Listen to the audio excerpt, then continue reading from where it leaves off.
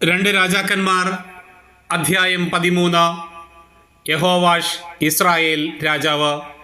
യൂദ രാജാവായ യോവാഷിൻ്റെ 37-ാം ഭരണവർഷം യഹോവാഹാസിൻ്റെ മകൻ യഹോവാഷ് സമരിയായിൽ ഇസ്രായേലിൻ്റെ രാജാവായി.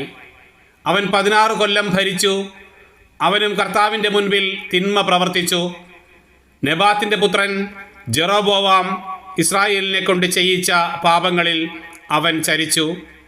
യഹോവാഷിൻ്റെ പ്രവർത്തനങ്ങളും യൂദാ രാജാവായ അമസിയായോട് ചെയ്ത യുദ്ധത്തിൽ പ്രകടിപ്പിച്ച ശക്തിപ്രഭാവവും ഇസ്രായേൽ രാജാക്കന്മാരുടെ ദിനവൃത്താന്തത്തിൽ രേഖപ്പെടുത്തിയിട്ടുണ്ടല്ലോ. യഹോവാഷ് പിതാക്കന്മാരോട് ചേർന്നു.